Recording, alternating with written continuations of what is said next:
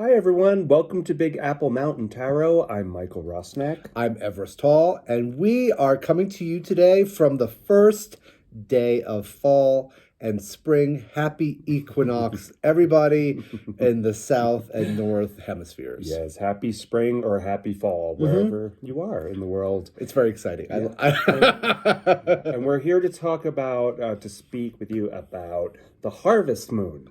Yes. Which is coming up on September 29th. The moon will be full at 2:58 a.m. Pacific time. So it's 3:58 a.m. Mountain time, 5:58 a.m. Eastern time, 10:58 a.m. Greenwich Mean Time. That's amazing. And it's an Aries moon. It's an Aries full moon. It's at 6 degrees. Aries is ruled by Mars. It's the kind of the first sign of the zodiac. It's got a lot of initiation, a lot of fire to it. That's all it is. It's all initiation, all fire. Aries doesn't really think too much before they act. However, I gotta say, Mars, the planet which rules Aries, is in the sign of Libra, and with Mars in Libra, there is a bit more thought before action. Yeah. Which may be a good thing. For purposes. And Mars is conjunct our south node for this full moon, correct? Mars is conjunct the south node. The south node is in Libra. That is our collective destiny and what we are focusing on over the course of a period about a year and a half. And we have a way to go with the north and south node in Aries and Libra. And it's about elimination. Now, Mars is also the planet of Scorpio, and Scorpio is all about eliminating toxicity. So it's maybe fortuitous that Mars is conjunct the South Node, where it is getting rid of ideas, behaviors, relationships, patterns. Yes, relationships. It's also eclipse season. We're well within eclipse energy. We've got that big eclipse happening next month on the 14th. So, and we're coming out of all those retrogrades we were having over the summer. If you had some thoughts about getting rid of some stuff in your life, some relationships or just some bad habits, if... every full moon is an opportunity to do a review and to do a cleaning. Every full moon, if you're practicing astrology, if you're watching the skies and thinking about where the planets are, it's always an opportunity to shed what's no longer serving us. And we say that so often that it becomes kind of trite, Right. Shed what's no longer serving us.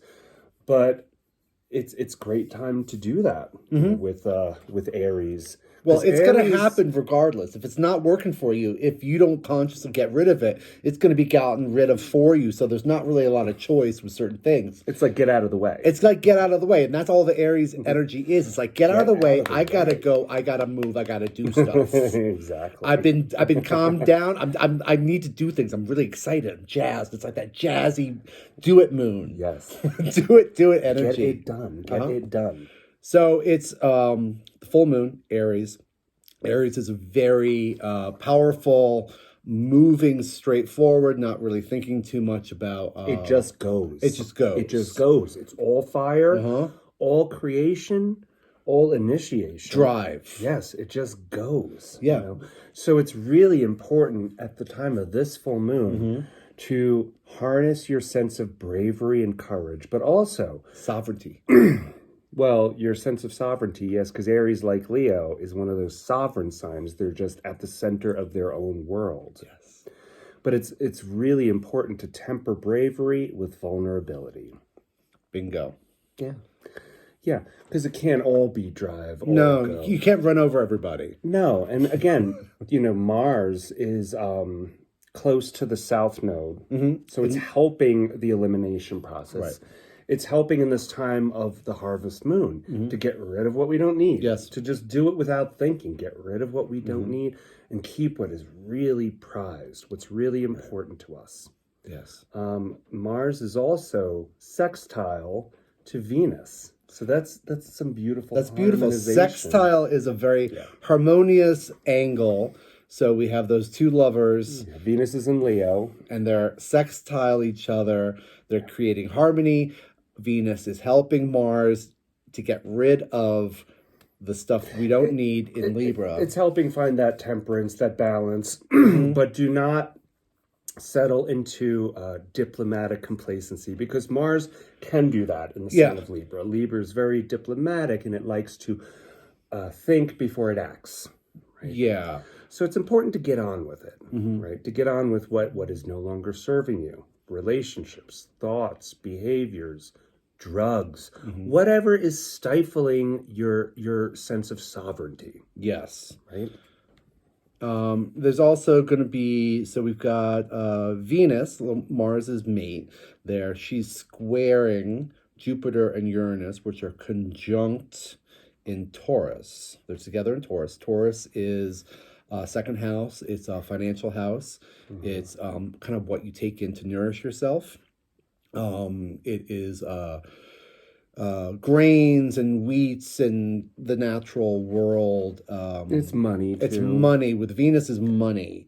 Yeah. So there might be time to kind of get your finances in order. Perhaps you might be thinking about talking to a financial advisor or putting money away in a little piggy bank. And I think that with Venus squaring to Uranus, Uranus is conjunct Jupiter, and Jupiter expands, right? Jupiter expands. Uranus controls those lightning fast moments of realization, those aha moments, those eureka moments. Eureka, I know you do.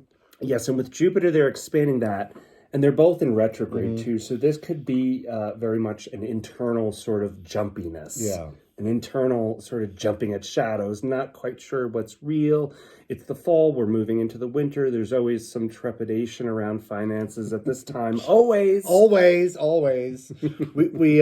We grasshoppers get a little heebie-jeebies. It's like, oh, I didn't do good enough. I'm going to starve this winter. What am I doing? I should probably get a job.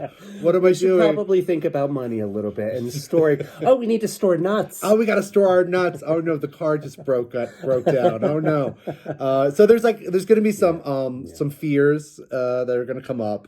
That's okay. Just breathe through remember it. what are shadows that we're jumping at, and what's real. You know, what is real. What is real? Like we said, Venus will be sextile to Mars, so there's that beautiful balance. And also, we're going to find ourselves in a gorgeous trine, gorgeous Earth trine between Mercury and Virgo. Mercury in Virgo, which is where it's at home. Right. It loves the details. It loves to get all the details correct. Yeah, it loves to talk about all the details. It loves to think about our health. Yes. Our health and our wealth and our food production too. And Mercury in Virgo is trine to Uranus and Jupiter in Taurus, and it's also trine to Pluto and Capricorn. Got it. So there's this beautiful Earth trine. Also, Saturn is trine to Mars, and the North Node is trine to Venus. Yeah, and then once again, trines, like sextiles, are positive aspects. They're very helpful, and it really kind of it's supportive. It gives each other support. If you think of a triangle, you know, having the support on all angles. So it's a very supportive energy for finances, for love, for agriculture. It's the harvest moon, so kind of keep that idea in your head that it's a harvest moon, and it's a harvest time. Correct. And to put the Earth first. Yes. You know, because the Earth is the only vehicle, the only home that we have. Yeah. And like the Pope has said, Pope there Francis is an assault on the world, and it is akin to World War III with the, the destruction of all of our nature, our environment, our resources, the pollution. It needs to end. It needs to change. Correct. If we're to survive, if we're to go forward, and to keep making videos, it has to change. It has to change. So all focus on the Earth, our values. Yes. What's really important. Yeah. And then keep bringing it back to this moon. It's our sense of self, our sense of sovereignty. Where have we been living too much for others? Where are we not living enough for ourselves? Where are we not cashing in on our us time? This is the individual versus we. This is me versus we. Yeah. And the we is in the south node, and it's what we are eliminating over the next year. Yeah, and as far as Aries, Aries goes. So there's Aries on this side, and then there's Libra on this side. Aries is about the individual, like how do you determine your own place in the world, and then Libra on the other side is about the collective. It's about the karmic effects of your individuality and how they can be. How do we lock into diplomacy? Yeah. And with this moon, there's a bit of a collapse there with Aries being ruled by Mars and Mars in Libra. Yes. Correct? Yes. So its ruler is on the opposite side of its axis, on the other side. So there's a bit of a collapse that's coming on, and it's also going to be going on with the eclipse coming up, where the other side, your parallel, is coming together, and you're learning about. For instance, the solar eclipse is going to happen in the sign of Libra. Yes. So for Libras, for natives with the sign of Libra, that's going to affect their first house. Yes. Their sense of self. Yes. So Libra, the seventh sign, is going to be like Aries, the first sign. The opposite. So you get to learn a bit of your duality. You get to really practice balancing on your own axis and seeing what needs strengthening. Yeah. And what you're okay with and what you don't need to worry about. Yeah. And with that Aries energy, I think regardless of how you like it, the things that need to progress are going to be progressed. It's evolve or die. It's evolve or die, basically, and I think that's really exciting. I love fire. I love drama. I like that adrenaline kick too. Yeah, I love evolve it. Or die. Evolve or die, baby. Evolve or die. And it's just fire's just such a beautiful energy. It burns, it cleans, and it's true. And it's a light. It just lightens everything up. Without fire, we can't see in the dark. You can't see what the truth is. No, you can't see what the truth is. It's a tool. It can warm your house. It cooks your food. It's romance. It's love. It's children. It's creativity. It's that burning ember of life. Yeah, it's divine creativity. It's divine creativity, and this moon gives us a real taste of that power and that sovereignty. Yeah, and right before the eclipse too, I'm very excited about the eclipse. I'm very excited to talk about what the eclipse will mean for each sign, which we'll do in the next video. But for now, shall we pull some cards for the full moon in Aries? Yes, let's pull some cards for the full moon in Aries. We'll be right back. Okay, we are back with our tarot cards. We're going to pull, could you cut that mic? We're going to pull one card for each astrology sign, starting with Aries. And we're going to be focusing on how do you individuate, how do you have sovereignty, advice for standing your own ground. It's just a message only for you. Only for not for you plus your family, plus your loved ones, but it's only for you. Only for you. Okay, Aries. Oh, nice. Okay, there we go. We got the Knight of Pentacles. I'm sorry, Aries, but you're standing still. You're going to have to kind of wait a little bit. That's because Mars is in Libra. So it's a little more of a consideration. Get ready for your orders, because you will soon be put to work. This is a time right now for just surveying the landscape. Reassessment. We've had a lot of retrogrades, so that's a lot of time to think about. Yeah. So just kind of wait, give it a little bit of time, and then you're good to go. Aries. Taurus. Taurus. Yeah, the Five of Wands. Circular arguments. It's a cacophony. These are wands. Wands are fire. Now in Taurus we have Jupiter and we have Uranus. And I'm sure that Taurus doesn't love Uranus camping out in its sign. No, it's a little too eccentric. It's a little too, it's too much of an upset. The fixed signs like things to be predictable and timely, like us. We don't like change. No. We don't like change. No, not at all. Predictable, timely. Yeah. You know what's happening. You guys might be getting a little rocked and rolled right now. But just keep in mind that Jupiter is expanding that Uranian energy. So a lot of jumping at shadows, and just remember they're feelings, not facts, right? They're just feelings, not facts. Just keep breathing through. Yeah. And perhaps you might be having Taurus is focused on finances, so there might be some kind of financial dilemma that you're sorting through. Just give it some time and be patient about it. All right, Gemini. Oh, the lovers. Isn't that special? Isn't that special? This is the card for Gemini. Gemini had a little bit of a rough time this summer, but we're coming. All the Geminis had a little bit of a rough time this summer, but we're coming out of it. There is a partnership. There is love. There is support. There is the the Garden of Eden. Make sure that you're doing as much listening as you're doing speaking. Bingo. That's all. Yeah, listen and speak. Yeah. Two-way street. Make sure you're paying attention to the traffic signals. Cancer. Cancer. Thank you, Mike.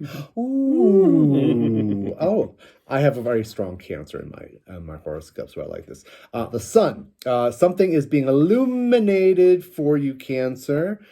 Cancer is a water sign, so this could be showing a light on how we nurture ourselves. Perhaps something that was unclear before is now becoming obvious as the nose on your face. It's got a real joyful, youthful kind of Leo connotation to it. Yeah, kind of Leo energy in here. The sun shining on your home and your love and your family. That's wonderful. Good for you, Cancer. Leo. That feels like my week. Surprise! Hey, you're waking up from a nightmare. Something has shocked you awake, and it's startling. Swords or thoughts? There's no growth without pain. No. Never is. No, there's no growth without pain. Yeah. I think you got 3 of Swords last time, too. I did. Yeah. Thank you very much. It's thoughts. Yeah. It's thoughts. Something's being shocked into realization. There's a realization that you have to act on. There's a realization that there's something that you just haven't been paying attention to. That it's really urgent that you look at now. You know what it is. You do. Use that Venusian energy in your sign. Speaking of, Virgo. Virgo gets 3 of Swords. Okay, Virgo. This is an expansive, thoughtful, heartbreak, kind of an emotional weather that's happening. It's only weather. Don't get too obsessed with the details of it. This weather will pass. And you could weather the storm. The only way that Virgos know how, they just ground themselves in service. Yes. And they keep going. Yeah, ground yourself in service. Yeah. Yeah. It'll be okay. Libra. Oh, okay. Libra, that's where the South Node is. Mars conjunct South Node. Wheel of Fortune. Things are changing, whether or not you like it or not. It's going to change. The South Node is going to be eliminating all the nonsense, relationships that aren't working for you. All the we that we've been carrying that it needs to collapse into a more efficient mode now. Right. And here comes the eclipse. And like COVID is still not very far away, and it's still there. We recently got COVID.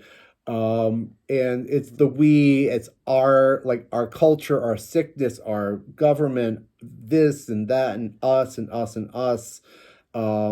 But it's now Aries full moon, and it's time for a little bit more me. Well, it's time for even Libras to individuate and to decide what they stand for, who they are, without understanding everyone else. Yeah, Libra, it's the scales, so it's looking for that balance. And great at understanding perspectives, not so great at understanding their own perspective and where they stand and who they really are. And that's their mission, throughout their whole life. Right. To nail that down. Yeah. Scorpio. Oh, hi. Oh, beautiful. Beautiful. Okay, the Empress. This is a big card. It's a Venus card. It is Taurus. This is the Empress. She is expansive, natural energy. And talk about an Earth card. Yeah, talk about an Earth card. This is the harvest. This is nature itself. This is the force of nature that makes everything grow and flourish. It's what makes the flowers bloom. It's what makes the seeds grow. And at this time of year, it's also what kind of like the energy that draws down into the earth when the little plants go to sleepy bye for the winter. Nice. It's almost winter time, so they go into sleep.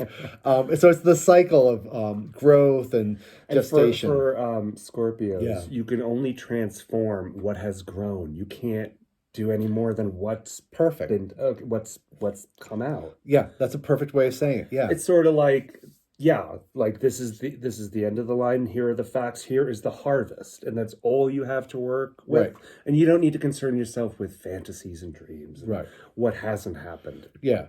Yeah. Just appreciate what you have, and that's it. And if this harvest isn't satisfying, there's another one coming up next year. So there's always another cycle.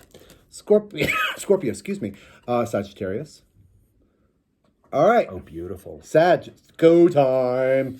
Here we go. We've got the Knight of Swords. He is speeding towards his goal. This is a very much kind of Aries energy. Swords are thoughts. It's air. And it's time to just really rely on what you've learned for the past year and to apply it.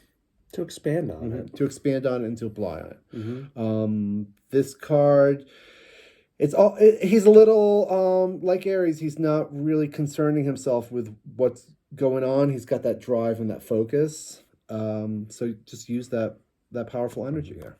Okay. Capricorn. Capricorn.